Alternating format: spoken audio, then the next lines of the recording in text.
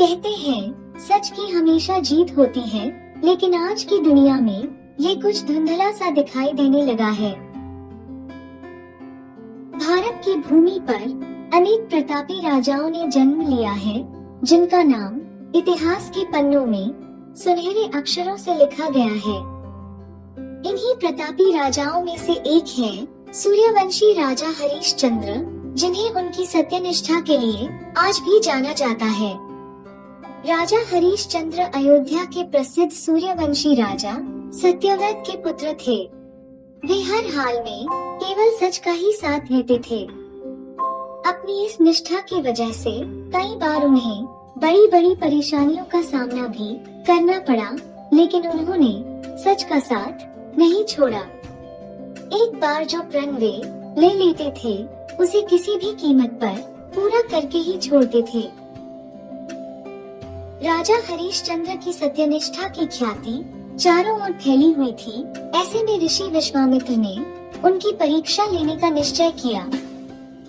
उसी रात राजा हरिश्चंद्र ने एक सपना देखा, जिसमें उनके राजभवन में एक तेजस्वी ब्राह्मण आते हैं और राजा उन्हें आदर से बैठाते हैं।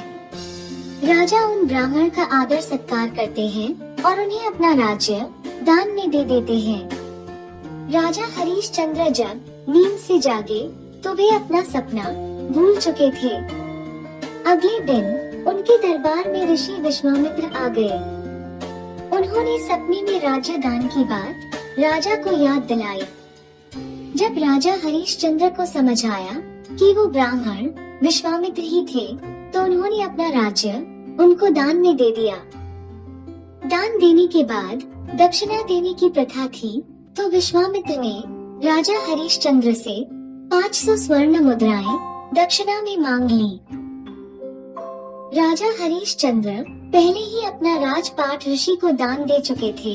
इस बात को भूलकर उन्होंने अपने मंत्री से मुद्रा कोष से स्वर्ण मुद्रा लाने को कहा, लेकिन विश्वामित्र ने उन्हें याद दिलाया कि दान में देने के बाद अब राज्य उनका हो चुका है। राजा को इस बात का एहसास हुआ और उन्हें चिंता हुई कि अब दक्षिणा कैसे दी जाए। दक्षिणा न मिलने पर विश्वामित्र ने राजा को श्राप देने की बात भी कही। राजा हरिश्चंद्र धर्म और सत्य के सच्चे पुजारी थे।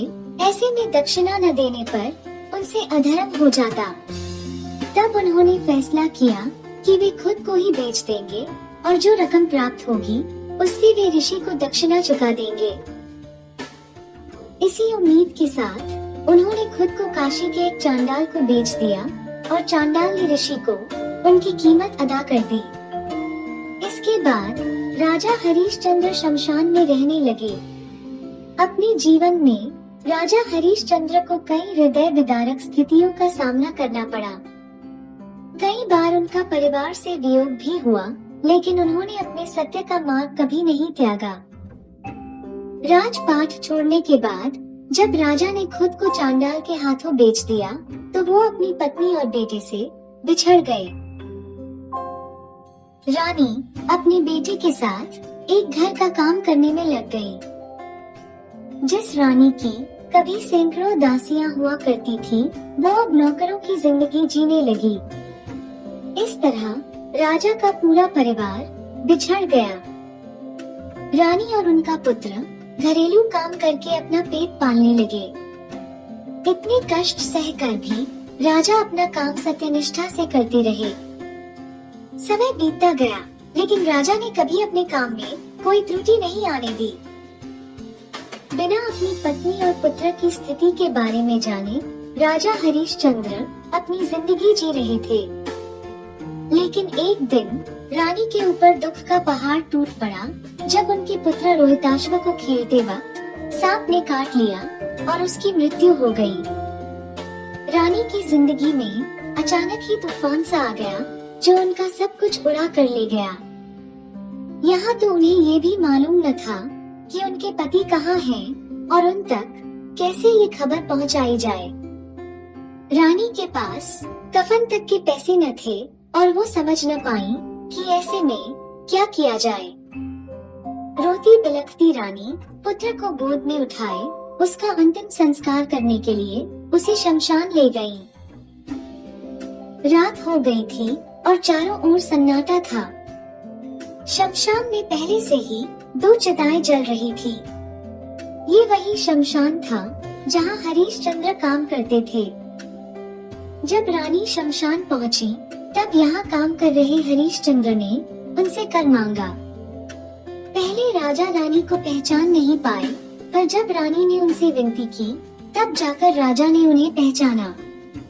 अपने पुत्र के शव को देखकर राजा बिलख पड़े, लेकिन उन्होंने अपना कर्तव्य नहीं छोड़ा और रानी से बिना कर लिए अंतिम संस्कार करने से मना कर दिया।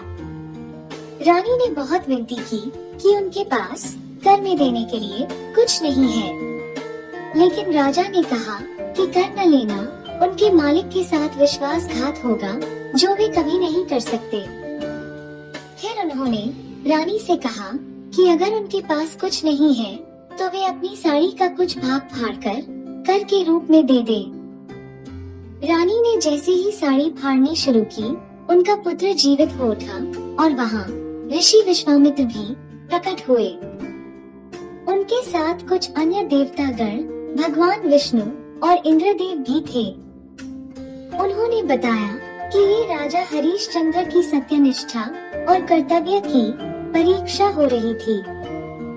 इस परीक्षा में राजा सफल रहे और इतना कहकर विश्वामित्र ने हरीशचंद्र को उनका राजपाट लौटा